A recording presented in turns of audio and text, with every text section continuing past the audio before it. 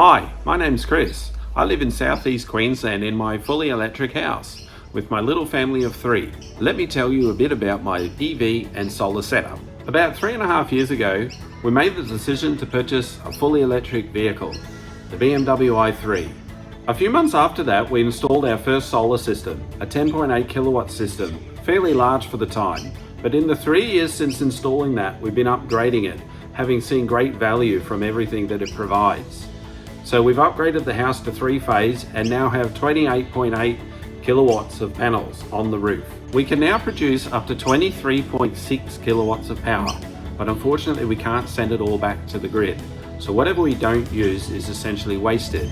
So it's all about moving loads to the middle of the day. For the pool, we use a smart switch. For the hot water, we use a timer. And for the car, we use the Zappy. What does the Zappy actually do? Well, it charges your car, just like any other car charger. This one goes up to 22 kilowatts per hour. But it also has CTs, which monitor the grid. That simply means that you can charge the car as fast as you're actually exporting solar. So you basically don't pull anything from the grid unless you're in a big rush. We've only spent $500 on servicing, so we've saved at least a few $1,000s there. We've driven over 138,000 kilometers, so we've saved over $14,000 on fuel too.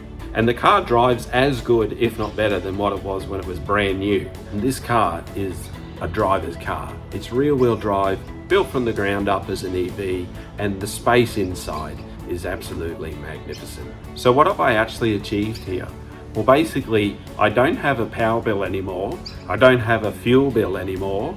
I get paid roughly $1,000 a quarter from my power company, and I've got the best car I've ever driven.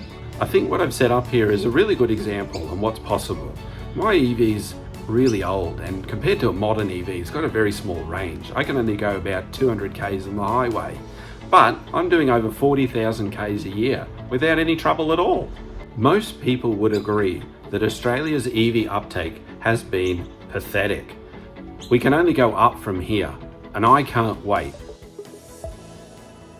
Now, I will point out that Chris did pay $72,000 for that shiny BMW, which is more than he would have normally forked out for a nice car. But nevertheless, based on his numbers, he's arguably still well ahead, and EVs are only getting cheaper.